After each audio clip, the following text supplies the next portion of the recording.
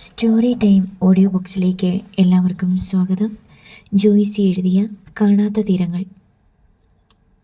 സമയം 11 മണി കഴിഞ്ഞ് 10 മിനിറ്റ് ആയപ്പോൾ സന്ദീപിൻ്റെ മൊബൈലിലേക്ക് രാജഗോപാലിൻ്റെ കോൾ വന്നു. സന്ദീപ് ഫോൺ എടുത്ത് ഹലോ പറഞ്ഞു. ഞാനും അല്ലിമോളും ഇപ്പോൾ SP വിക്രം സാറിൻ്റെ ഓഫീസിലിരിക്കുക. അദ്ദേഹത്തിന് സംസാരിക്കണമെന്ന് പറയുന്നു. സംസാരിക്കാം, സന്ദീപ് പറഞ്ഞു. നിമിഷങ്ങൾക്കുള്ളിൽ SPയുടെ ശബ്ദം ഫോണിലൂടെ കേട്ടു. ഹലോ സന്ദീപ്, ഇൻഫർമേഷൻസിന് നന്ദി. വീഡിയോ ഫൂട്ടേജ് എല്ലാം കണ്ടു. നിങ്ങൾ അയാളെ വളഞ്ഞു പിടിച്ച് ചതുരുപായങ്ങളും പ്രയോഗിച്ച് പറയിപ്പിച്ചതല്ലേ? അതെ സാർ. അയാൾ ചത്തുപോയാൽ നിങ്ങൾ കൊലക്കുറ്റത്തിന് ഉത്തരം പറയണം. ചാവത്തില്ല സാറേ, ചാവാൻ ഞങ്ങൾ സമ്മതിക്കില്ല. അയാളിപ്പോൾ എവിടെയുണ്ട്? കുട്ടിക്കാനത്താണ് സാറേ, ഒരു ഫാം ഹൗസിൽ. മെറ്റേയാളിൻ്റെ വേറെ ബോട്ട്സ് കളക്ട് ചെയ്തോ? ടാക്സി ജീപ്പിൻ്റെ ഡ്രൈവറായിരുന്ന ആൾ ലൊക്കേറ്റ് ചെയ്തിട്ടുണ്ട് സാർ. പൊൻകുന്നം പാലാ റോഡിൽ പാലാഴി എന്ന സ്ഥലത്തിനടുത്താണ് കുഞ്ഞുമോൻ്റെ വീട്. ഞാൻ ആ വീടും പരിസരവും കണ്ടുവച്ചിട്ടുണ്ട്. ഓക്കെ, ഞാൻ കോട്ടയം SP ഓഫീസുമായി ബന്ധപ്പെട്ടിട്ടുണ്ട്. നിങ്ങൾ അങ്ങോട്ട് ചെല്ലുക, അവിടുന്ന് വേണ്ട ഹെൽപ്പ് കിട്ടും. Thank you sir. പോലീസിൻ്റെ ജോലി സ്വന്തമായിട്ട് ഏറ്റെടുത്ത് ചെയ്യുമ്പോൾ അതിൽ കുറച്ച് റിസ്ക് ഉണ്ടെന്ന് ഓർക്കുന്നത് നല്ലത്. ഒരു താക്കീത് കൂടി സന്ദീപിന് കിട്ടിയതോടെ ഫോൺ സംഭാഷണം മുറിഞ്ഞു. കുഞ്ഞുമോൻ അച്ചായൻ നെടുമ്പാശ്ശേരിയിലുള്ള ട്രാവൽ ഏജൻസിയിലേക്ക് ഫോൺ ചെയ്തുകൊണ്ടിരിക്കുകയായിരുന്നു. കുഞ്ഞുമോൻ അച്ചായനും ഭാര്യ സൂസമ്മയും കൂടി അമേരിക്കയിലെ ഷിക്കാഗോയിലേക്ക് പോവുകയാണ്. മകൾ ബീനയും മരുമകൻ ജോബിനും ജോലി ചെയ്യുന്നത് അവിടെയാണ്. മകളുടെ പ്രസവം കഴിഞ്ഞു. അതെല്ലാം കുഴപ്പമില്ലാതെ നടന്നു. പ്രസവാവധിയും തീർന്നു. ഇനി ജോലിക്ക് പോയി തുടങ്ങണം. കുഞ്ഞിനെ നോക്കാൻ ആരുമില്ല. അങ്ങനെയൊരു പ്രതിസന്ധി ഘട്ടത്തിൽ ബീന അപ്പൻ്റെയും അമ്മയുടെയും സഹായം അഭ്യർത്ഥിച്ചു. കുറച്ചുനാൾ രണ്ടുപേരും ചിക്കാഗോയിൽ വന്ന് താമസിക്കണം. കുഞ്ഞിനെ നോക്കണം, കൂട്ടത്തിൽ അമേരിക്ക കാണാം. അതൊരു സൗഭാഗ്യമായിട്ടാണ് കുഞ്ഞുമോനച്ചായനും സൂസമ്മയും കണ്ടത്. പാസ്പോർട്ട്, വിസ കടമ്പകളെല്ലാം വല്ല വിധേനയും കടന്നുകൂടി. ടിക്കറ്റ് ഓക്കെ ആയാൽ അടുത്തയാഴ്ച പറക്കുകയായി ചിക്കാഗോയിലേക്ക്. കുറച്ചുനാൾ കഴിഞ്ഞ് ചിക്കാഗോ ബോറടിക്കുന്നു എന്ന് തോന്നിയാൽ കുഞ്ഞുമോനച്ചായന് തിരിച്ചു വരാം. സൂസമ്മയ്ക്ക് കുറച്ചു കാലം മകളോടൊപ്പം കഴിയേണ്ടി വരും. ടിക്കറ്റ് എല്ലാം ശരിയായിട്ടുണ്ടെന്ന് ട്രാവൽ ഏജൻസിക്കാർ അറിയിച്ചപ്പോൾ കുഞ്ഞുമോനച്ചായൻ സന്തോഷത്തോടെ ഫോൺ വെച്ചു. എന്തെന്നില്ലാത്ത അഭിമാനവും സന്തോഷവും സൂസമ്മയെ അരികെ വിളിച്ച് അത് പങ്കുവച്ചു. ഇങ്ങനൊരു നല്ല കാലം വരുമെന്ന് ആരേലും വിചാരിച്ചതാണോടി? എല്ലാം ദൈവത്തിൻ്റെ കളി. അല്ലെങ്കിൽ പൊൻകുന്നം ടൗണിൽ കൂടി ടാക്സി ഓടിച്ച് നടന്ന കുഞ്ഞുമോനിപ്പം അമേരിക്കയ്ക്ക് പറക്കുവോ? നെകളിക്കല്ലേ മനുഷ്യ, എല്ലാം തമ്പുരാൻ്റെ കൃപയാ. വളരെ സന്തോഷത്തോടെ സൂസമ്മ ഭർത്താവിനെ ഗുണദോഷിച്ചു. ഈ സമയത്ത് ഒരു പോലീസ് വാഹനം ഗേറ്റ് കടന്ന് മുറ്റത്ത് വന്നു നിന്നു. ഹാളിലിരുന്നു കൊണ്ട് വലിയ കണ്ണാടി ജനലിലൂടെ കുഞ്ഞുമോൻ അച്ചായൻ ആ കാഴ്ച കണ്ടു. അപരിചിതമായ പോലീസ് വാഹനം, അതിൽ നിന്നിറങ്ങുന്ന അപരിചിതരായ പോലീസ് ഉദ്യോഗസ്ഥർ. പൊൻകുന്നം സ്റ്റേഷനിലെ പോലീസുകാരെ കുഞ്ഞുമോനച്ചായന് നല്ലവണ്ണം അറിയാം. നെറ്റി ചൊളിച്ച് ഭർത്താവിനെ നോക്കിയ സൂസമ്മയോട് നാവിൽ ഗുളികൻ വന്ന സമയത്ത് ഇങ്ങനെ പറയാനാണ് കുഞ്ഞുമോനച്ചായന് തോന്നിയത്. അമേരിക്കയ്ക്ക് പോക്ക് മൂഞ്ചിയ ലക്ഷണമാണല്ലോടി സൂസമ്മേ. എന്നാ വർത്തമാനമാ നിങ്ങൾ ഈ പറയുന്നേ? അതും ഇതും തമ്മിൽ എന്നതാ ബന്ധം? ശരിയാണല്ലോ എന്ന് കുഞ്ഞുമോനച്ചായൻ പെട്ടെന്ന് തന്നെ തിരുത്തി ചിന്തിച്ചു. കുറച്ച് പോലീസുകാർ വീട്ടുമുറ്റത്തോട് വന്നതുകൊണ്ട് എന്തു കുഴപ്പം? താൻ കുറ്റമൊന്നും ചെയ്തിട്ടില്ല. സമൂഹത്തിൽ മാന്യനാണ്. നാലാൾ അറിയുന്ന പൊതുകാര്യ പ്രവർത്തകനാണ്. ധനവാനും ബലവാനുമാണ്. പരോപകാര തൽപരൻ, സേവന സന്നദ്ധൻ, പാവങ്ങളോട് കരുണയുള്ളവൻ എന്നീ സൽഗുണങ്ങളുമുണ്ട്. ഞാൻ ചുമ്മാ ഒരു തമാശ പറഞ്ഞതാടി എന്ന് കുഞ്ഞുമോനച്ചായൻ വാക്ക് തിരുത്തി. പോലീസുകാർ കോളിംഗ് ബെൽ അടിച്ചപ്പോൾ കുഞ്ഞുമോനച്ചായൻ ചെന്ന് വലിയ വാതിൽ മലർക്കെ തുറന്നിട്ടു. അപ്പോൾ മറ്റൊരു ജീപ്പ് കൂടി മുറ്റത്തേക്ക് വന്നു. അത് പൊൻകുന്നം സ്റ്റേഷനിലെ ജീപ്പായിരുന്നു. അത് കണ്ടപ്പോൾ കുഞ്ഞുമോനച്ചായന് ആശ്വാസമായി. ഞങ്ങൾ കോട്ടയത്തുനിന്ന് വരികയാണ്. ഒരു കേസന്വേഷണവുമായിട്ട് ബന്ധപ്പെട്ട് വന്നതാ. സംഘത്തിൻ്റെ മുന്നിൽ നിന്ന ഓഫീസർ കുഞ്ഞുമോനച്ചായനോട് പറഞ്ഞു. എന്ത് കേസാ? കുഞ്ഞുമോൻ എന്നല്ലേ പേര്? അതെ. പണ്ടൊരു ടാക്സി ജീപ്പ് ഇല്ലായിരുന്നോ സ്വന്തം പേരിൽ? എന്തിനെന്നറിയാതെ കുഞ്ഞുമോനച്ചായൻ്റെ നെഞ്ചിൽ ഒരു ഇടിവാൾ മിന്നി. ഉണ്ടായിരുന്നു. അതിൻ്റെ രജിസ്ട്രേഷൻ നമ്പർ ഓർമ്മയുണ്ടോ? ഇല്ല. മറന്നുപോയതല്ലേ? ഓർമ്മിപ്പിക്കാം. പോലീസ് ഓഫീസർ ജീപ്പിൻ്റെ രജിസ്ട്രേഷൻ നമ്പർ കിളി പറയുന്നത് പോലെ പറയുന്നത് കേട്ടപ്പോൾ കുഞ്ഞുമോനച്ചായൻ്റെ നെഞ്ചിൽ വീണ്ടും ഇടിമിന്നലുണ്ടായി. ആ ജീപ്പ് ഇപ്പോൾ എവിടെയാ? വിറ്റു. ആർക്ക് വിറ്റു? ആർക്കാന്ന് ഓർക്കുന്നില്ല. എന്താണ് വിറ്റതെന്ന് ഓർമ്മയുണ്ടോ? ഇല്ല. ആ ജീപ്പ് ഒരു ലോഡ് കഞ്ചാവുമായിട്ട് കഴിഞ്ഞ ദിവസം പോലീസ് പിടിച്ചു. തപ്പിത്തെരഞ്ഞു ചെന്നപ്പോൾ RT ഓഫീസിൽ ഇപ്പോഴും ചേട്ടൻ്റെ പേരിലാ അതിൻ്റെ ഓണർഷിപ്പ്. വണ്ടി വിറ്റപ്പം പേര് മാറ്റണമെന്ന് ഞാൻ പ്രത്യേകം പറഞ്ഞിരുന്നതാണല്ലോ. അവർ മാറ്റിയില്ല എന്ന് മാത്രമല്ല കഞ്ചാവ് കടത്താൻ ഉപയോഗിച്ചു. പക്ഷേ വണ്ടി ഇപ്പോഴും നിങ്ങളുടെ പേരിലാ. സാറേ, അങ്ങനെ ഒരിക്കലും വരില്ല. വരില്ലെന്ന് പറഞ്ഞാൽ എങ്ങനെയാ? വന്നല്ലോ. ഇല്ല സാറേ, എനിക്ക് ഉറപ്പാ. നിങ്ങളൊരു കാര്യം ചെയ്യ്, ഒരു ഷർട്ട് എടുത്തിട്ടുണ്ട് ഞങ്ങളുടെ കൂടെ വാ. ഞാനെന്തിനാ വരുന്നേ? കഞ്ചാവ് കേസാ നിങ്ങളുടെ പേരിലുള്ള വണ്ടി. ഞങ്ങൾ പിന്നെ എന്തു ചെയ്യും? എനിക്ക് യാതൊരു വിശ്വാസവുമില്ല. ചേട്ടത്തിയെ, ഇത് ഞാൻ ഒരു ഷർട്ട് എടുത്ത് കൊടുത്തേ, ഓഫീസർ സൂസമ്മയോട് പറഞ്ഞു. വേണ്ട, ഞാനെടുത്തോളാം. നിങ്ങൾ എടുക്കണ്ട, ചേട്ടത്തി എടുത്തു തരും. അണ്ടർവെയർ ഇട്ടിട്ടുണ്ടോ? കുഞ്ഞുമോൻ അച്ചായന് മറുപടി പറയാൻ ജാള്യമായി. ചേട്ടത്തി, അതും കൂടെ ഒരെണ്ണം അങ്ങ് എടുത്തു. അതെന്നാ ഇടപാടാ? ഞാൻ എന്നാ കുറ്റം ചെയ്തിട്ടാ? കുഞ്ഞുമോൻ അച്ചായൻ ചെറുത്തു നിന്നു. കഞ്ചാവ് കടത്തിയെന്ന് ഓഫീസർ പറഞ്ഞു. ഇല്ല, കുഞ്ഞുമോൻ അച്ചായൻ ശക്തമായി നിഷേധിച്ചു. ഒരിക്കലുമില്ല. അതെന്താ? ഞാൻ എൻ്റെ വണ്ടി കമ്പത്ത് കൊണ്ടുപോയി പൊളിച്ചു വിറ്റിട്ട് വർഷം 22 കഴിഞ്ഞു. പിന്നെ എങ്ങനെയാ അതിൽ കഞ്ചാവ് കടത്തുന്നേ? അതെന്താ പൊളിച്ചു വിൽക്കാൻ കാരണം? നല്ല കണ്ടീഷനുള്ള ജീപ്പല്ലായിരുന്നോ? അതൊരു പഴയ വണ്ടിയായിരുന്നു. എന്നാലും പൊളിച്ചു വിൽക്കുമോ ആരെങ്കിലും? ആ ജീപ്പിൽ വെച്ച് കൊലപാതകം വല്ലതും നടന്നിട്ടുണ്ടോ? കുഞ്ഞുമോനച്ചായൻ്റെ ഉടലിനുള്ളിൽ ഒരു നടുക്കമുണ്ടായി. മുഖത്തെ ചോരമയം മാഞ്ഞ് വിളറി. സൂസമ്മ അലക്കി തേച്ച് മടക്കിയ തൂവെള്ള സിൽക്ക് ജുബ എടുത്തുകൊണ്ട് ഹാളിലേക്ക് വന്നു. കുഞ്ഞുമോനച്ചായനിരുന്ന് വിയർക്കുന്നത് കണ്ടിട്ട് അവർ തലയ്ക്ക് മുകളിലേക്ക് നോക്കി. ഉവ്, ഫാൻ കറങ്ങുന്നുണ്ട്. ദാ ഷർട്ട് വന്നു, അത് വാങ്ങിച്ചിട്ടോ, പോലീസ് ഉദ്യോഗസ്ഥൻ പറഞ്ഞു. കുഞ്ഞുമോനച്ചായൻ ഒരു പഴുത് കിട്ടിയതുപോലെ പെട്ടെന്ന് എഴുന്നേറ്റു. സൂസമ്മയുടെ കയ്യിൽ നിന്ന് ജുബ വാങ്ങി അതിൻ്റെ മടക്കുകൾ നിവർത്താൻ തുടങ്ങി. വിരലുകൾ വിറച്ചിട്ട് ബട്ടൺസ് എടുക്കാൻ പറ്റുന്നില്ല. ഇതെന്നാ പറ്റിയതാ കൈക്കൊരു വിറ? സൂസമ്മ ശുദ്ധഗതിക്ക് ചോദിച്ചു. കുഞ്ഞുമോനച്ചായൻ ഭാര്യയെ തറപ്പിച്ചൊന്ന് നോക്കി. സൂസമ്മ ബട്ടൺസ് വിടർത്താൻ സഹായിച്ചു. കുഞ്ഞുമോനച്ചായന് ഒട്ടും ധൃതിയില്ലായിരുന്നു. സാറേ, ഞാൻ മൊബൈൽ എടുത്തോട്ടെ? മുറിയില്ല. മൊബൈലിൻ്റെ ഒന്നും ആവശ്യം ഉടനെ വരില്ല ചേട്ടാ. ഞാൻ ഈ മുണ്ടും കൂടി ഒന്ന് മാറ്റി കൊടുത്തോട്ടെ? കുഞ്ഞുമോൻ കെഞ്ചി. ആ ശരി. പോലീസുകാർ കുഞ്ഞുമോനച്ചായന് ഡ്രസ് ചെയ്യാനുള്ള സൗകര്യത്തിനായി കുറച്ച് മാറി നിന്നു. ഒരു പഴുത് കിട്ടിയപ്പോൾ കുഞ്ഞുമോനച്ചായൻ സൂസമ്മയോട് പറഞ്ഞു. നീ ഒതുക്കത്തിൽ ആ ഫോൺ എടുത്തോണ്ട് വന്നതാ. പിന്നെ ഇപ്പോൾ തന്നെ നമ്മുടെ പ്രസിഡന്റിനെ വിളിച്ച് വിവരം പറഞ്ഞേക്കണം, എന്നെ പോലീസ് പിടിച്ചെന്ന്. കൊണ്ടുപോവുകയാണോ? അതേന്ന്. എങ്ങോട്ടാ?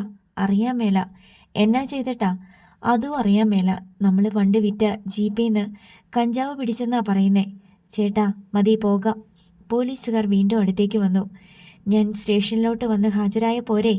പോലീസ് പിടിച്ചോണ്ട് പോയിന്നൊക്കെ നാട്ടുകാരറിഞ്ഞാൽ നാണക്കേടാ. സാരമില്ല, കുറ്റം ചെയ്തിട്ടല്ലേ? എന്തായാലും നാട്ടുകാരറിയും. പത്രത്തിലൊക്കെ പേരും പടവും വാർത്തയും വരുമല്ലോ.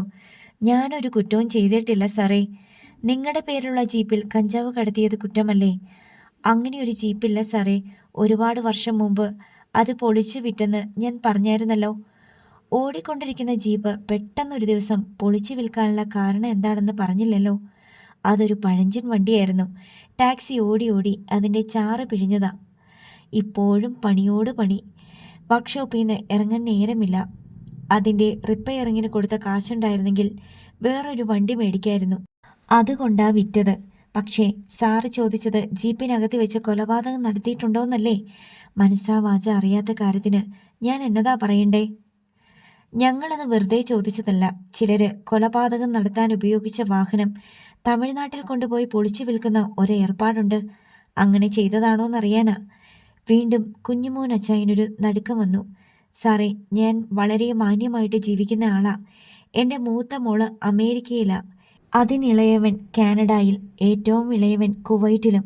സാർ ഈ നാട്ടുകാരോട് ചോദിച്ചാട്ടെ, കുഞ്ഞുമോൻ പരോപകാരിയാണോ അതോ കുഴപ്പക്കാരനാണെന്ന്. ഇപ്പോൾ പരോപകാരിയായിരിക്കും. 10-20 വർഷം മുമ്പ് അങ്ങനെ അല്ലായിരുന്നല്ലോ. സാറേ, ഞാൻ ആർക്കും ഒരു ദ്രോഹവും ചെയ്തിട്ടില്ല ഒരു കാലത്തും. നിങ്ങൾ ഈ 10-22 കൊല്ലം മുമ്പ് ഏലപ്പാറയ്ക്ക് ഒരു ഓട്ടം പോയിരുന്നോ ആ ജീപ്പും കൊണ്ട്? ഓർക്കുന്നില്ലേ? പോലീസ് ഉദ്യോഗസ്ഥൻ്റെ ചോദ്യം കേട്ട് കണ്ണിൽ ഹെഡ്ലൈറ്റ് അടിച്ച കാട്ടുപൂജയെപ്പോലെ കുഞ്ഞുമോൻ അച്ചായൻ മിഴിച്ചു നിന്നുപോയി. അന്ന് നിങ്ങളുടെ കൂടെ കുട്ടിക്കൽ സുഖുവല്ലേ ഉണ്ടായിരുന്നത്? ഏലപ്പാറ ബസ് സ്റ്റാൻഡിൽ നിന്ന് രാത്രിയിൽ ചന്ദ്രബാബു എന്ന് പേരുള്ള ഒരു ചെറുപ്പക്കാരനെ വിളിച്ച് ജീപ്പിൽ കയറ്റി. പിന്നെ ആ ചന്ദ്രബാബുവിനെ നാട്ടുകാരും കണ്ടിട്ടില്ല, വീട്ടുകാരും കണ്ടിട്ടില്ല. അങ്ങനൊരു സംഭവമേ ഉണ്ടായിട്ടില്ല. ഇതൊക്കെ ആര് പറഞ്ഞു സാറേ? ടാക്സി ജീപ്പ് ഉണ്ടായിരുന്ന കാലത്ത് ഏലപ്പാറയ്ക്ക് ഓട്ടം പോയിട്ടുണ്ടോ? ഏലപ്പാറയ്ക്ക് മാത്രമല്ല സാറേ, കട്ടപ്പനയ്ക്കും കുമ്മളിക്കും പീരുമേടിനും ഒക്കെ ഓട്ടം പോയിട്ടുണ്ട്. ചേട്ടൻ്റെ ടാക്സിയിൽ കയറുന്ന എല്ലാവരുടെയും പേര് ഓർത്തു വെക്കാറുണ്ടോ? ഇല്ല. ആരെ കൊണ്ട് പറ്റും? പിന്നെ എന്തുകൊണ്ടാ ചന്ദ്രബാബു എന്നൊരാൾ തൻ്റെ ജീപ്പിൽ കയറിയിട്ടേ ഇല്ലെന്ന് പറഞ്ഞത്? അത് സാറ് ചോദിച്ചപ്പോൾ ഞാൻ വിചാരിച്ചു അയാളെ ഞാൻ വിളിച്ചുകൊണ്ട് പോയി എന്തോ ചെയ്തെന്നാണ് ഉദ്ദേശിക്കുന്നതെന്ന്. കല്ലാറ്റുപടിക്കലെ ബാലകൃഷ്ണ മേനോൻ, ഹേമചന്ദ്രൻ, മാങ്ങോട്ടുശ്ശേരി, ജഗന്നാഥക്കുറുപ്പ്, ഹരീന്ദ്രൻ ഇവരെയൊക്കെ പരിചയമുണ്ടോ? കുഞ്ഞുമോൻ അച്ചായൻ്റെ മുഖം നിഴൽ വീണ പോലെ മങ്ങി. ആ വീട്ടുപോയരൊക്കെ ഞാൻ എവിടെയോ കേട്ടിട്ടുണ്ട്, അല്ലാതെ ആൾക്കാരെയൊന്നും എനിക്കറിയാൻ മേല. കൂട്ടിക്കൽ സുഖു എന്നൊരാളെ അറിയാമോ? ഇല്ല സാറേ, എനിക്ക് ഓർമ്മ കിട്ടുന്നില്ല. പോലീസ് ഓഫീസർ സഹപ്രവർത്തകരോട് ഒരാംഗ്യം കാട്ടി. 2 പേർ ഹാളിൽ നിന്നിറങ്ങി ജീപ്പിനടുത്തേക്ക് പോയി. ചേട്ടന് പ്രായമായി, ഓർമ്മ കിട്ടുന്നില്ല. പോരെങ്കിൽ 22 കൊല്ലം മുമ്പത്തെ സംഭവം. പക്ഷേ ചില അടയാളങ്ങൾ കാണുമ്പോൾ ഓർമ്മ വരും. പുറത്തേക്ക് പോയ പോലീസുകാരൻ വിലങ്ങിട്ട കൈകളോടെ ഒരാളെ ഹാളിലേക്ക് കൊണ്ടുവരുന്നത് കണ്ട് കുഞ്ഞുമോൻ അച്ചായൻ പകച്ചു നിന്നു. ഇയാളെ കണ്ടിട്ട് എന്തെങ്കിലും ഐഡിയ കിട്ടുന്നുണ്ടോ? തെല്ല് പരിഹാസത്തിൽ പോലീസ് ഉദ്യോഗസ്ഥൻ ചോദിച്ചു. കുഞ്ഞുമോൻ അച്ചായൻ അതേ അമ്പരപ്പിൽ തന്നെ ഇല്ലെന്ന് നിഷേധിച്ച് തലയാട്ടി. ഇയാളെ കണ്ടിട്ടേ ഇല്ല. വീണ്ടും ഇല്ലെന്ന തലയാട്ടൽ. സുഗുവിന് ആളെ മനസ്സിലായോ? പിന്നെ എനിക്കറിയരുതോ? കുഞ്ഞുമോൻ അച്ചായനെ അറിയാത്ത ആരാ ഇവിടെ ഉള്ളത്? കുഞ്ഞുമോൻ അച്ചായൻ ദയനീയമായി സുഗുവിനെ നോക്കി. അയാളെ കാര്യം പറഞ്ഞ് മനസ്സിലാക്കുക സുഗു, പോലീസ് നിർദ്ദേശിച്ചു. ഞാനെല്ലാം ഏറ്റുപറഞ്ഞു കുഞ്ഞുമോനെ. കല്ലാറ്റുപടിക്കാരൻ നിന്റെ ജീപ്പ് പണ്ട് ഓട്ടം വിളിച്ചതും ചന്ദ്രബാബുവിനെ പിടിക്കാൻ വേണ്ടി നമ്മൾ പല ദിവസങ്ങൾ മുറിഞ്ഞപുഴയിലും ഏലപ്പാറയിലും കാത്തു കിടന്നതും ഒരു രാത്രി ഏലപ്പാറയിന്ന് നമ്മളവനെ വിളിച്ച് നിന്റെ ജീപ്പിൽ കയറ്റി കൊണ്ടുപോയതും എല്ലാം പറഞ്ഞുപോയി. നീ ഇനി ഒന്നും അറിയത്തില്ല, കണ്ടിട്ടില്ല, കേട്ടിട്ടില്ല, ചെയ്തിട്ടില്ല എന്നൊക്കെ പറഞ്ഞിട്ട് ഒരു കാര്യവുമില്ല. ഉള്ള കാര്യം പറഞ്ഞ് രക്ഷപ്പെടാൻ നോക്ക്. ഞാൻ ആരെയും കൊന്നിട്ടില്ല, നീയും കൊന്നിട്ടില്ല, അതെനിക്കറിയാം. കുഞ്ഞുമോൻ അച്ചായൻ്റെ തല കുനിഞ്ഞു. അന്തം വിട്ട് നിന്ന സൂസമ്മയുടെ മുഖത്തേക്ക് നോക്കാൻ പോലും അയാൾക്ക് ധൈര്യമുണ്ടായില്ല. എന്തെങ്കിലും ഓർമ്മ വരുന്നുണ്ടോ? പോലീസ് ഓഫീസർ കുഞ്ഞുമോൻ അച്ചായൻ്റെ താടി പിടിച്ചുയർത്തിയിട്ട് ചോദിച്ചു. മറുപടിയില്ല. നിങ്ങൾ ചന്ദ്രബാബുവിനെ ടാക്സി ജീപ്പിൽ വിളിച്ചു കയറ്റിയ ദിവസം ഏതാണെന്ന് ഓർമ്മയുണ്ടോ? നമുക്കൊക്കെ മറക്കാൻ പറ്റാത്ത ചില ദിവസങ്ങളുണ്ടല്ലോ. ജനിച്ച ദിവസം, കല്യാണ ദിവസം, അങ്ങനെ. ഒരാളെ കൊന്ന ദിവസവും പെട്ടെന്ന് മറക്കാൻ പറ്റുമെന്ന് തോന്നുന്നില്ല. ദിവസം ഓർമ്മയില്ലെങ്കിൽ മാസം ഏതായാലും പറഞ്ഞാൽ മതി. വർഷം ഞങ്ങൾക്കറിയാം. 1996. കുഞ്ഞുമോൻ അച്ചായൻ്റെ തല പിന്നെയും താണു. ഫോൺ റിങ് ചെയ്യുന്നത് കേട്ട് രാജഗോപാൽ മുറിയിലേക്ക് വന്ന് ആരാണ് വിളിക്കുന്നതെന്ന് നോക്കി. ഫോൺ എടുത്ത് ഹലോ പറഞ്ഞു. മറുവശത്ത് സന്ദീപായിരുന്നു. അങ്കിളെ, 2 പേരെ പോലീസ് അറസ്റ്റ് ചെയ്ത് കഴിഞ്ഞു. മിക്കവാറും ഇന്ന് തന്നെ ബാക്കിയുള്ളവരെയും അറസ്റ്റ് ചെയ്തേക്കും. സന്ദീപ് ഇപ്പോൾ എവിടെയാ? ഞാൻ കോട്ടയത്തുണ്ട്. ചന്ദ്രബാബു മിസ്സായ ഡേറ്റ് തപ്പിയെടുക്കാൻ വേണ്ടി പത്രം ഓഫീസിൽ വന്നതാ. ഡേറ്റ് കിട്ടിയോ? ഇല്ല. പത്രത്തിൻ്റെ ലൈബ്രറി അരിച്ചു പെറുക്കിയിട്ടും ചന്ദ്രബാബു എന്നൊരാളെ കാണാനില്ല എന്നൊരു വാർത്ത ഒരിടത്തും ഇല്ല. വാർത്ത ഉണ്ടെങ്കിലല്ലേ ഡേറ്റ് അറിയാൻ പറ്റൂ. കാണാതായി എന്നുള്ള വാർത്തയൊക്കെ പ്രാദേശിക ലേഖകന്മാരല്ലേ കൊടുക്കാറ്. അതൊക്കെ വേണ്ടപ്പെട്ടവരിടപെട്ട് മുക്കിക്കാണും. അതാണ് എൻ്റെയും സംശയം. പൊൻകുന്നം മുണ്ടക്കയം ഭാഗത്ത് ലോക്കൽ ന്യൂസ് പേപ്പറുകൾ ഉണ്ടായിരുന്ന അക്കാലത്ത് ചില സ്ഥലങ്ങളിൽ ഈവനിംഗ് ഡെയിലികൾ ഉണ്ടാവുമല്ലോ. അതല്ലെങ്കിൽ ഏതെങ്കിലും മാഗസിൻ ചന്ദ്രബാബുവിൻ്റെ കാണാതാകലും അതിൻ്റെ പിന്നിലെ ദുരൂഹതകളും എടുത്ത് ഫീച്ചർ ചെയ്തിട്ടുണ്ടോ എന്ന് നോക്കണം. സാധ്യത തീരെ ഇല്ലെങ്കിലേ. കാരണം ഹേമചന്ദ്രൻ അന്ന് പൊൻകുന്നം CI ആയിരുന്നല്ലോ. ചന്ദ്രബാബുവിൻ്റെ അച്ഛനും മാളവികയും കൊടുത്ത പരാതി പോലും പൂഴ്ത്തിവെച്ചില്ലേ. ഒരു കാരണവശാലും ചന്ദ്രബാബുവിനെ സംബന്ധിച്ച ന്യൂസ് പത്രങ്ങളിലോ മാസികകളിലോ വരാതിരിക്കാൻ അയാളും കല്ലാറ്റുപടിക്കൽക്കാരും സകല മുൻകരുതലുകളും എടുത്തിട്ടുണ്ടായിരുന്നു. പോലീസ് അറസ്റ്റ് ചെയ്തവർക്ക് അതേപ്പറ്റി വിവരമൊന്നുമില്ലേ? വർഷം കുറേ ആയില്ലേ അങ്കിളെ. ഡേറ്റൊന്നും അവർക്ക് ഓർമ്മയില്ല.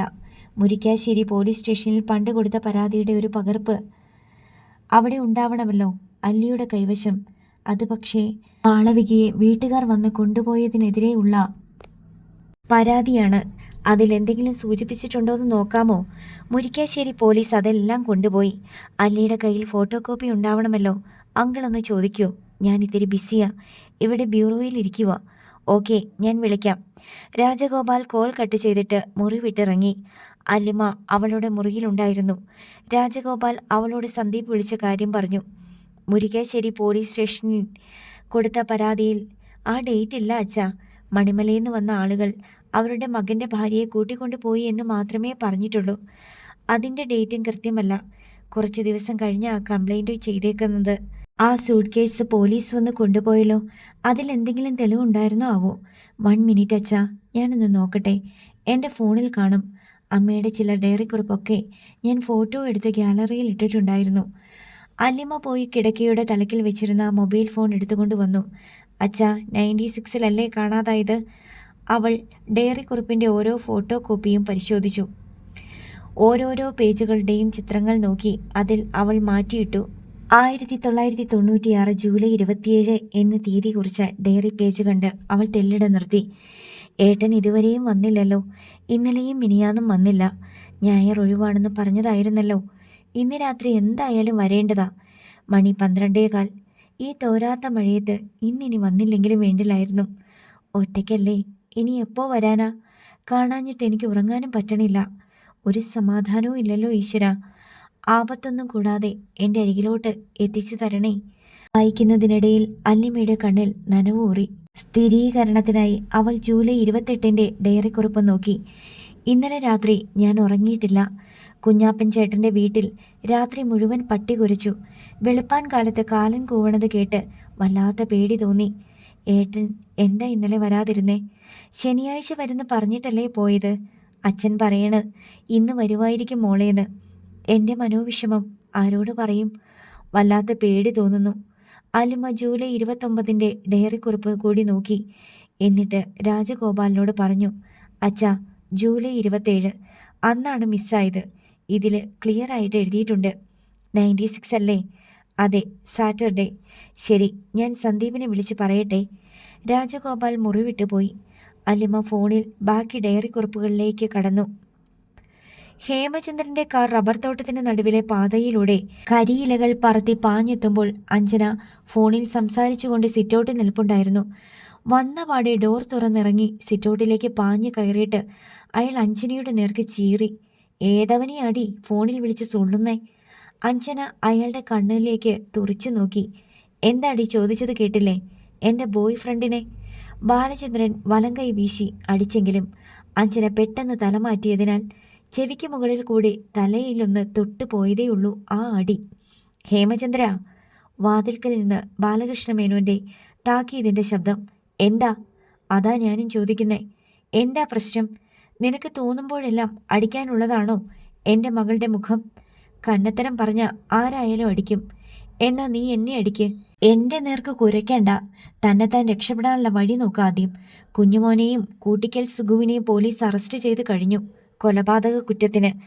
ബാലകൃഷ്ണ മേനോൻ അസ്തപ്രജ്ഞനായി നിന്നു. പോലീസ് അവരെ വിശദമായിട്ട് ചോദ്യം ചെയ്തു. തെറ്റുകുറ്റങ്ങളെല്ലാം അവർ ഏറ്റുപറഞ്ഞിട്ടുണ്ട്. ഇപ്പോൾ ഇവിടെ നിന്ന് ഇറങ്ങിയാൽ 2-2.5 മണിക്കൂറിനകത്ത് ഏതെങ്കിലും ഷെൽട്ടറിലെത്താം.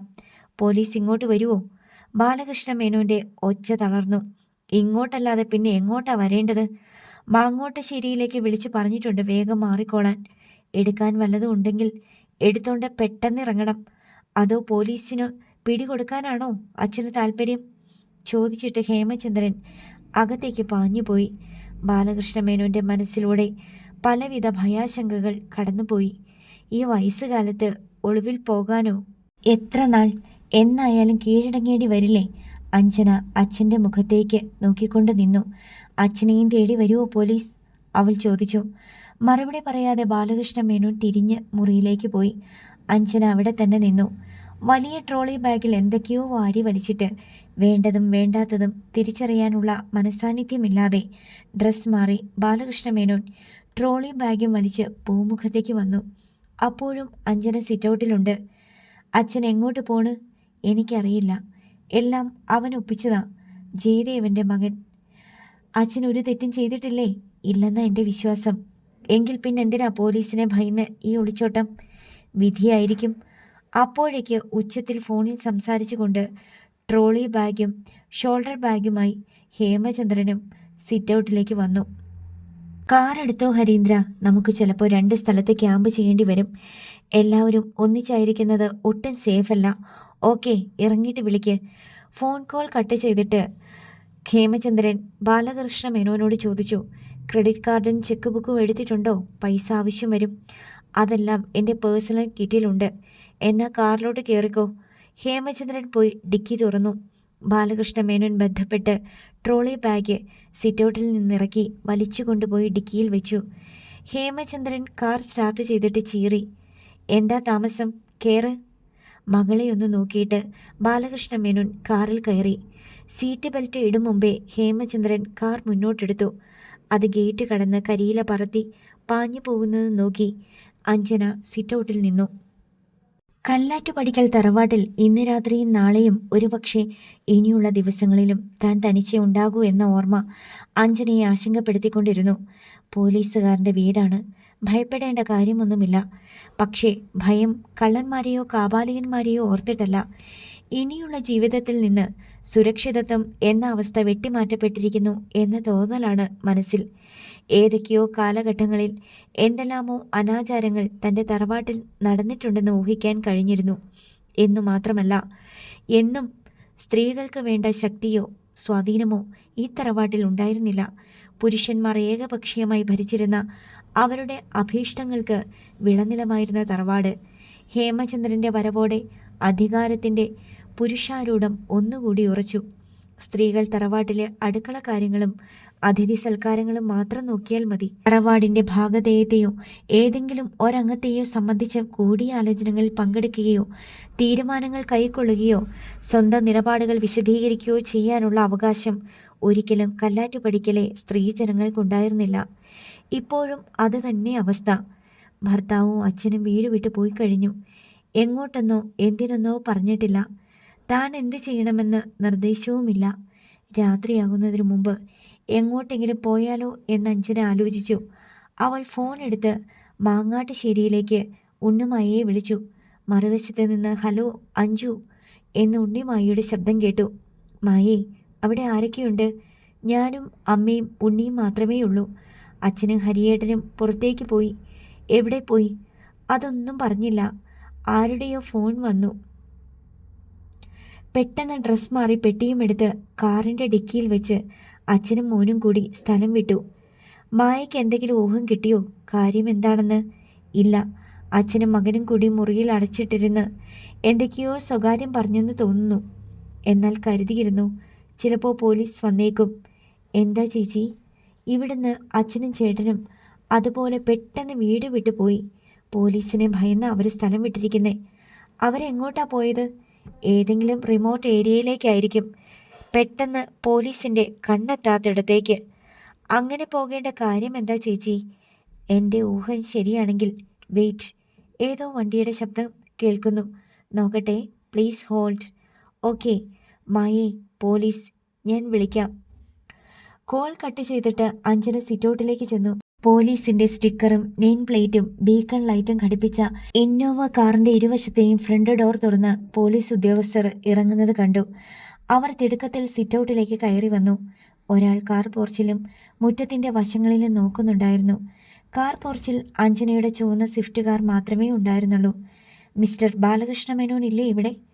മുൻപിൽ വന്ന CI റാങ്കിലുള്ള ഓഫീസർ അഞ്ജനയോട് ചോദിച്ചു. ഇല്ല, പുറത്തേക്ക് പോയി. ഹേമചന്ദ്രനോ? രണ്ടുപേരും ഒന്നിച്ചാ പോയത്. അവരെവിടെ പോയതാണ്? അത് പറഞ്ഞില്ല. അഞ്ജന പ്രതിവചിച്ചു. കള്ളം പറയരുത്. നിങ്ങളുടെ ഭർത്താവും അച്ഛനും കൂടിയല്ലേ പോയത്? നിങ്ങളോട് ഒന്നും പറയാതെ വെറുതെ അങ്ങ് പോയി കളഞ്ഞെന്ന് പറഞ്ഞാൽ ഞങ്ങൾ വിശ്വസിക്കണോ? വിശ്വസിക്കുകയോ വിശ്വസിക്കാതിരിക്കുകയോ ചെയ്യാം. എന്നോട് പറഞ്ഞില്ല എന്നതാണ് സത്യം. ഈ വീട്ടിൽ വേറെ ആരൊക്കെയുണ്ട്? ഇനി ഇവിടെ ഞാൻ മാത്രമേ ഉള്ളൂ. ഒരു പണിക്കാരനും വീട്ടുവേലക്കാരിയും ഉണ്ടായിരുന്നു. അവർ ഉച്ചയോടെ ജോലി തീർത്തിട്ട് പോയി. നിങ്ങളുടെ ഭർത്താവും അച്ഛനും എങ്ങോട്ട് പോയിരിക്കാനാണ് സാധ്യത? എന്തെങ്കിലും ഊഹമുണ്ടോ? എനിക്ക് തോന്നുന്നത് തമിഴ്നാട്ടിലേക്കായിരിക്കുമെന്നാ. അതെന്താ അങ്ങനെ തോന്നാൻ? ഒരു ഷെൽട്ടറിൽ എത്രയും പെട്ടെന്ന് എത്തണം എന്ന് പറയുന്നത് കേട്ടു. അവരുടെ സംസാരത്തിൽ നിന്ന് എനിക്ക് മനസ്സിലായത് പോലീസിനെ ഭയന്ന് സ്ഥലം വിടുകയാണെന്നാ. പോലീസിനെ ഭയപ്പെടാൻ എന്താ കാരണം? അവരുടെ സംസാരത്തിൽ നിന്ന് എനിക്ക് കിട്ടിയ സൂചനകൾ ഇത്രയുമാണ്. അവർ ഏതോ വലിയ ക്രൈമിൽ ഇൻവോൾവ് ആണ്. അതിലുൾപ്പെട്ട ചിലരെ പോലീസ് പിടികൂടി. അടുത്ത ടാർഗറ്റ് എൻ്റെ അച്ഛനും ഭർത്താവുമാണ്. അപ്പോൾ എസ്കേപ്പ് ആയേ പറ്റൂ. ഓഹോ, ഇത്രയും കാര്യങ്ങൾ മനസ്സിലായി അല്ലേ? എന്ത് ക്രൈമാണ് നടന്നിട്ടുള്ളതെന്ന് നിങ്ങൾക്ക് ഊഹിച്ചു പറയാൻ സാധിക്കുമോ? എനിക്കറിയില്ല സർ. കുറേ വർഷങ്ങൾക്ക് മുമ്പ് മാഡത്തിൻ്റെ ഫാമിലിയിൽപ്പെട്ട ഒരു പെൺകുട്ടി ചന്ദ്രബാബു എന്നു പേരുള്ള ഒരു ബസ് കണ്ടക്ടറെ സ്നേഹിച്ച് കല്യാണം കഴിച്ചതൊക്കെ ഓർമ്മയുണ്ടല്ലോ അല്ലേ? അതിന്നാട്ടിൽ എല്ലാവർക്കും അറിയാവുന്ന കാര്യമാണ്. ആ ചന്ദ്രബാബുവിനെ കാണാതായിട്ട് ഇപ്പോൾ 22 വർഷം കഴിഞ്ഞു. അതേപ്പറ്റി എന്തെങ്കിലും അറിയാമായിരുന്നോ മാഡത്തിന്? അടുത്ത കാലം വരെ അറിയില്ലായിരുന്നു. എൻ്റെ ഫസ്റ്റ് കസിൻ്റെ മകൻ കുറച്ച് ദിവസം മുമ്പ് പത്രത്തിൽ ഒരു ലേഖന പരമ്പര എഴുതിയിരുന്നു. അത് വായിച്ചപ്പോഴാണ് മനസ്സിലായത് ചന്ദ്രബാബു എന്നയാളെ കാണാതായിട്ട് ഇത്രയും വർഷങ്ങളായിന്ന്. അത് വെറും കാണാതാകൽ അല്ല, മാഡത്തിൻ്റെ ഭർത്താവും അച്ഛനും കൂടി ഉൾപ്പെട്ട ഒരു സംഘം തട്ടിക്കൊണ്ടുപോയി കൊലപ്പെടുത്തിയെന്നാണ് ഇപ്പോൾ കിട്ടിയിരിക്കുന്ന വിവരം. ആ സംഘത്തിൽപ്പെട്ട 2 പേരെ പോലീസ് അറസ്റ്റ് ചെയ്ത് കഴിഞ്ഞു. അതറിഞ്ഞ ശേഷം ഒളിവിൽ പോവുകയല്ലേ മാഡത്തിൻ്റെ ഭർത്താവും അച്ഛനും ചെയ്തിരിക്കുന്നത്? ആയിരിക്കാം. എനിക്കതേപ്പറ്റി വ്യക്തമായ ധാരണയൊന്നുമില്ല, അഞ്ജന മടി കൂടാതെ പറഞ്ഞു. പത്രത്തിൽ ലേഖന പരമ്പര പബ്ലിഷ് ചെയ്ത ശേഷം ചന്ദ്രബാബുവിനെ പറ്റിയോ നിങ്ങളുടെ ഭർത്താവും അച്ഛനും ഉൾപ്പെടെയുള്ള ബന്ധുജനങ്ങൾ ആ സംഭവത്തിൽ പങ്കാളികളായതിനെ പറ്റിയോ എന്തെങ്കിലും ഊഹാപോഹമോ ചർച്ചയോ ഈ വീട്ടിൽ നടന്നതായി സംശയം തോന്നിയിട്ടുണ്ടോ? എൻ്റെ അച്ഛനും ഹസ്ബൻഡും ഫ്രസ്ട്രേറ്റഡ് ആയിരുന്നു എന്ന് തോന്നുന്നു. ആരും എന്നോടൊന്നും പറയാറില്ല, ഞാൻ അന്വേഷിക്കാറുമില്ല. ഇവിടെ പുരുഷന്മാരുടെ ലോകം വേറെയാണ്. ചന്ദ്രബാബുവിനെ കാണാതായത് അല്ലെങ്കിൽ ചന്ദ്രബാബു കൊല്ലപ്പെട്ടത് 1996 ജൂലൈ 27 അക്കാലത്ത് ഈ വീട്ടിൽ സംഭവിച്ച അസ്വാഭാവികമായ എന്തെങ്കിലും കാര്യം ഓർമ്മയിലുണ്ടോ? ഫാമിലി ഉൾപ്പെട്ടവരുടെ വിചിത്രമായ പെരുമാറ്റമോ ഓർക്കാപ്പുറത്തുള്ള യാത്രകളോ എന്തെങ്കിലും ഒളിച്ചു വെക്കാൻ ശ്രമിക്കും പോലെയുള്ള ഒഴിഞ്ഞുമാറലോ അങ്ങനെ എന്തെങ്കിലും? അങ്ങനെ ഓർത്തെടുക്കാൻ പറ്റിയ സംഭവങ്ങളൊന്നുമില്ല സർ. ചന്ദ്രബാബുവിനെ പറ്റിയോ മാളവിക എന്ന പെൺകുട്ടിയോ പറ്റിയോ ഇത്രയും വർഷങ്ങൾക്കിടയിൽ ഇവിടെയുള്ള ആരെങ്കിലും അന്വേഷിക്കുകയോ അവരെക്കുറിച്ച് സംസാരിക്കുകയോ ചെയ്തിട്ടുണ്ടോ? ഇല്ല, എൻ്റെ ഓർമ്മയിലില്ല. നിങ്ങളുടെ അച്ഛനും ഭർത്താവിനും എവിടെയൊക്കെ ബന്ധുവീടുകളുണ്ട്? തമിഴ്നാട്ടിൽ എവിടെയെങ്കിലും റിലേറ്റീവ്സ് ഉണ്ടോ? അവിടെ ഫാം ഹൗസോ മറ്റെന്തെങ്കിലും ബിസിനസ്സോ ഉണ്ടോ? അവർ രക്ഷപ്പെട്ടോട്ടെ എന്ന് വിചാരിച്ച് ഒന്നും മറച്ചു വെക്കണ്ട. ഇന്നല്ലെങ്കിൽ നാളെ പോലീസ് അവരെ പിടികൂടിയിരിക്കും. പോലീസ് ഓഫീസർ മൊബൈൽ എടുത്ത് വോയിസ് റെക്കോർഡർ ഓൺ ചെയ്തു. അഞ്ജന സംസാരിക്കാൻ ഭാവിക്കുമ്പോഴേക്കും ആ മൊബൈലിലേക്ക് ഒരു കോൾ വന്നു. Excuse me. Police officer call attend ചെയ്യാനായി അല്പം മാറി നിന്നു. ഹലോ, എന്തായി? സർ, ജഗന്നാഥക്കുറുപ്പും മകൻ ഹരീന്ദ്രനും ഒളിവിൽ പോയിരിക്കുകയാണ്. എപ്പോൾ? 2 മണിക്കൂറെങ്കിലും കഴിഞ്ഞിട്ടുണ്ടെന്നാണ് ഇവിടെയുള്ളവർ പറയുന്നത്. ഷിറ്റ്, അവിടെ ആരൊക്കെയാണുള്ളത്? ഹരീന്ദ്രൻ്റെ അമ്മയും ഭാര്യയും ബുദ്ധിവളർച്ചയില്ലാത്ത മകനും. ശരി, അവരിൽ നിന്ന് കിട്ടാവുന്നത്ര വിവരങ്ങൾ കളക്ട് ചെയ്യണം. SP ഓഫീസിലേക്ക് വിളിച്ചു പറയണം. ഓക്കെ? അഞ്ജന എല്ലാം കേട്ടും കണ്ടും മൂകസാക്ഷിയെപ്പോലെ നിന്നു. മല്ലിക അവിചാരിതമായുണ്ടായ ആശങ്ക കൊണ്ടും ഉദ്യോഗം കൊണ്ടും വീണുപോകുമെന്ന അവസ്ഥയിലായിരുന്നു. പോലീസ് സംഘം പോയതിനു ശേഷം ഉണ്ണിമായ അവരുടെ ബ്ലഡ് പ്രഷർ ചെക്ക് ചെയ്തു. അത് ക്രമാതീതമായി ഉയർന്നിരിക്കുന്നത് കണ്ട് ഉടൻ തന്നെ BP സാധാരണ നിലയിലേക്ക് കൊണ്ടുവരാനുള്ള മരുന്ന് നൽകി. അമ്മ പേടിക്കേണ്ട, പോലീസ് അവരുടെ ജോലി ചെയ്തെന്നേ ഉള്ളൂ. അവർ പോയില്ലേ പിന്നെന്താ? മോളെ, എന്തൊക്കെയാ സംഭവിക്കാൻ പോകുന്നത്? ഹരിയും അച്ഛനും എന്തു ചെയ്യും? അവരെ അന്വേഷിച്ച് പോലീസ് പുറകെ ചെല്ലാതിരിക്കുമോ? ഉപ്പു തിന്നുന്നവൻ വെള്ളം കുടിക്കുമെന്നല്ലേ പ്രമാണം? അവർ തന്നെ അവരെ കാക്കട്ടെ. അമ്മയ്ക്ക് അവരെ രക്ഷിക്കാൻ പറ്റുമോ? ഇല്ലല്ലോ. നിനക്കൊരു വിഷമവും ഇല്ലേ മായേ? അമ്മ ഒരു കാര്യം മനസ്സിലാക്കണം, നമ്മുടെ വിഷമത്തിനൊന്നും ഒരു കാലത്തും ഒരു വിലയുമില്ലായിരുന്നു, ഇപ്പോഴും ഇല്ല. നമ്മൾ വിഷമിക്കാതിരിക്കുക, അത്രയേ വേണ്ടൂ. മുറ്റത്ത് കാറിൻ്റെ ഇരമ്പൽ, ആരാന്ന് നോക്കിയിട്ട് വരാം. ഉണ്ണിമായി സിറ്റൗട്ടിലേക്ക് പോയി. അഞ്ജനയുടെ കാർ മുറ്റത്തേക്ക് വന്നു നിന്നു. അഞ്ജന കാറിൽ നിന്ന് ഇറങ്ങി വന്നു. പോലീസ് പോയോ? ഉണ്ണിമായെ കണ്ടയുടനെ അഞ്ജന ചോദിച്ചു. ഇനിയും വരുമെന്നാ പറഞ്ഞത്. അവർക്കൊരു പഴയ ഡെഡ് ബോഡി കണ്ടെടുക്കണം. സെപ്റ്റിക് ടാങ്കും ചാണകക്കുഴിയും വേണ്ടി വന്നാൽ വീടിൻ്റെ അടിത്തറ വരെ മാന്തി നോക്കുമെന്നാ പറഞ്ഞത്. അപ്പച്ചി എന്തിയെ? അമ്മ പ്രഷർ കയറി തല ചുറ്റി വീഴാൻ പോയി. ഉണ്ണിമായ അഞ്ജനയെ മല്ലികയുടെ അടുത്തേക്ക് കൂട്ടിക്കൊണ്ടുപോയി. എൻ്റെ മോളെ, ബാലേട്ടൻ്റെ സ്ഥിതി എന്തായി? വയസ്സുകാലത്ത് നാടും വീടും വിട്ട് ഒളിച്ചോടേണ്ടി വന്നല്ലോ. മല്ലിക വിലപിച്ചു. സമ്പത്ത് കാലത്ത് തൈവത്ത് വെച്ചാൽ ആപത്ത് കാലത്ത് വിളവെടുക്കാം എന്നല്ലേ പ്രമാണം. സമ്പത്ത് കാലത്ത് എൻ്റെ അച്ഛനും ഭർത്താവും അപ്പച്ചിയുടെ മോനും ഒക്കെ കൂടി വെച്ച തൈക്ക് വിളവെടുക്കാറായി.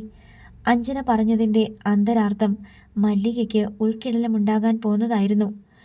ചന്ദ്രബാബുവിനെ അവരെല്ലാം കൂടി വകവരുത്തിയതാണോ മോളെ? അല്ലെങ്കിൽ എന്തിനാ ഈ ഒളിച്ചോട്ടം? 2 പേരെ പിടികിട്ടിയെന്ന പോലീസ് പറഞ്ഞത്. അവരെല്ലാം ഏറ്റു പറഞ്ഞത്രേ. ഹരിക്ക് ജയിലിൽ കയറേണ്ടി വരുമോ? അപ്പച്ചിക്ക് അതിൽ മാത്രമാണോ വേവലാതി? മകൾക്ക് എന്ത് സംഭവിച്ചെന്നറിയണ്ടേ?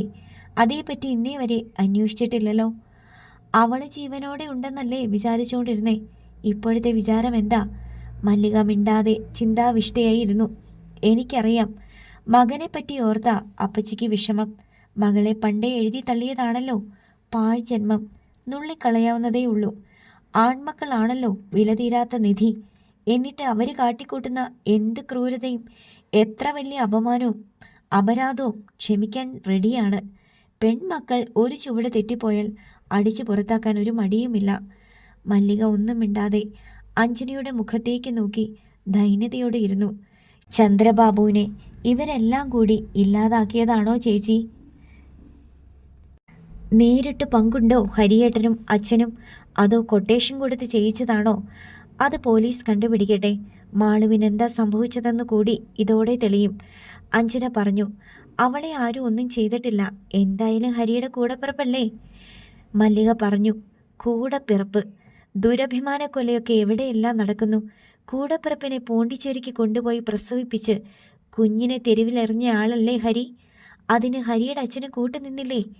ഇതുവരെയും അവരതൊന്നും സമ്മതിച്ചിട്ടില്ലല്ലോ. മല്ലികയ്ക്ക് മിണ്ടാട്ടമില്ല. മായേ, കരുതിയിരുന്നു, നമുക്ക് 2 പേർക്കും ഒരേ ദുർവിധിയാ വരാൻ പോകുന്നേ, അഞ്ജന മുന്നറിയിപ്പ് നൽകി. എന്ത് ദുർവിധി? മല്ലിക നെറ്റിച്ചൊടിച്ചു. കൊലപാതകിയുടെ ഭാര്യയെന്നുള്ള ലേബൽ, അല്ലെങ്കിൽ വൈധവ്യം. അഞ്ജന കൂസലെന്നെ പറഞ്ഞു. അറം പറ്റുന്ന വർത്തമാനമൊന്നും പറയല്ലേ മോളെ. അപ്പച്ചിയുടെ കാര്യമല്ല, എൻ്റെ മായയുടെ കാര്യമാ പറഞ്ഞത്, അഞ്ജന സാന്ത്വന രൂപേണ പറഞ്ഞു. കാറിൻ്റെ ഹോൺ ശബ്ദിക്കുന്നത് കേട്ട് പരിഭ്രമത്തോടെ അഞ്ജന സിറ്റൗട്ടിലേക്ക് ചെന്നു. ഉണ്ണി കാറിലിരുന്ന് അവളെ കൈപൊക്കി വീശിക്കാട്ടി. ഡ്രൈവിംഗ് സീറ്റിലിരുന്ന് അവൻ സ്റ്റിയറിംഗ് തിരിക്കാൻ ശ്രമിക്കുകയാണ്. രാത്രിയിലെ വാർത്താ ബുള്ളറ്റിൻ ടി വിയിൽ കാണുന്നതിനിടയിൽ രാജഗോപാൽ അലിമയെ വിളിച്ചു വരുത്തി. അവൾ വന്നയുടൻ രാജഗോപാൽ ടി വി സ്ക്രീനിലേക്ക് കൈ ചൂണ്ടി. പുതിയ ബ്രേക്കിംഗ് ന്യൂസ്. ചന്ദ്രബാബു വധക്കേസിലെ പ്രതികൾ അറസ്റ്റിൽ. ചന്ദ്രബാബു വധക്കേസിൽ പോലീസ് അന്വേഷിച്ചുകൊണ്ടിരുന്ന പ്രതികളെ തമിഴ്നാട്ടിൽ വെച്ച് പോലീസ് അറസ്റ്റ് ചെയ്തു. ബാലകൃഷ്ണ മേനോൻ, ഹേമചന്ദ്രൻ എന്നിവരെ തേനിയിൽ വെച്ചും ജഗന്നാഥക്കുറുപ്പ്, ഹരീന്ദ്രൻ എന്നിവരെ ബോഡി നായ്ക്കന്നൂരിൽ വെച്ചുമാണ് അറസ്റ്റ് ചെയ്തത്. അല്ലിമ വിശ്വാസം വരാത്ത പോലെ ടി വി സ്ക്രീനിലേക്ക് തുറച്ചു നോക്കി നിന്നു. സന്ദീപിനെ വിളിച്ചാലോ? കുറച്ചുകൂടി വിശദമായിട്ട് എന്തെങ്കിലും അറിയാൻ പറ്റിയേക്കും, രാജഗോപാൽ ഉദ്യോഗഭരിതനായി പറഞ്ഞു. അല്ലിമ ഫോൺ എടുക്കാനായി റൂമിലേക്ക് പോയി. അവിടെ നിന്നുകൊണ്ട് തന്നെ അവൾ സന്ദീപിനെ വിളിച്ചു. കോൾ എടുത്തയുടനെ സന്ദീപ് സോറി പറഞ്ഞു. എന്നെ തെറ്റിദ്ധരിക്കല്ലേ, ഞാൻ വിളിച്ചു പറയാത്തതല്ല. നിങ്ങളെപ്പോലെ ഞാനും ന്യൂസ് ബുള്ളറ്റിൻ കണ്ടിട്ടാണ് അറിയുന്നത്. സന്ദീപേട്ടൻ പോലീസ് ടീമിൻ്റെ കൂടെ പോയിരുന്നോ? അല്ലിമ ചോദിച്ചു. ഇല്ല, ഞാനും ന്യൂസ് കണ്ടാണ് അറിഞ്ഞതെന്ന് പറഞ്ഞല്ലോ. എനിക്ക് പത്രത്തിന് വേണ്ടി വാർത്ത തയ്യാറാക്കാനുണ്ടായിരുന്നു. പോലീസ് അവരെ പിടികൂടിയ സ്ഥലം ഒഴികെ ഞാൻ കംപ്ലീറ്റ് റിപ്പോർട്ടും തയ്യാറാക്കി വെക്കുമായിരുന്നു. എനിക്കല്ലേ എല്ലാ ഡീറ്റെയിൽസും കൃത്യമായി അറിയാവുന്നേ. ഒരു പാരഗ്രാഫ് മാത്രമേ കൂടുതലായി എഴുതി ചേർക്കേണ്ടി വന്നുള്ളൂ. ബാക്കിയെല്ലാം മുൻകൂട്ടി എഴുതി വെച്ചു. ഇപ്പോൾ മാറ്റർ പ്രസ്സിലേക്ക് പോയി കഴിഞ്ഞു. സന്ദീപേട്ടാ, ബാക്കി വിവരങ്ങൾ കിട്ടിയോ? ബാക്കി എന്താണ്? അവരെന്താ ചെയ്തത്? എവിടെയാ ബോഡി ഉപേക്ഷിച്ചത്? പിന്നെ അമ്മയുടെ കാര്യം, അമ്മ ജീവനോടെയുണ്ടോ? അതോ അവരെല്ലാം കൂടി? അല്ലിമയുടെ സ്വരത്തിൽ പരിഭ്രമമേറിയിരുന്നു. ടെൻഷനാകാതെ. പോലീസ് അവരെ കേരളത്തിലേക്ക് കൊണ്ടുവരുന്നതേ ഉള്ളൂ. ഇന്ന് രാത്രി തന്നെ ചോദ്യം ചെയ്യും. മിക്കവാറും രാത്രി തന്നെ എല്ലാ വിവരങ്ങളും കിട്ടിയേക്കും. അവർ കുറ്റം സമ്മതിച്ചില്ലെങ്കിലോ? സമ്മതിക്കാതെ പറ്റില്ലല്ലോ. കൂട്ടിക്കൽ സുഖവും കുഞ്ഞുമോനും എല്ലാം ഏറ്റു പറഞ്ഞില്ലേ.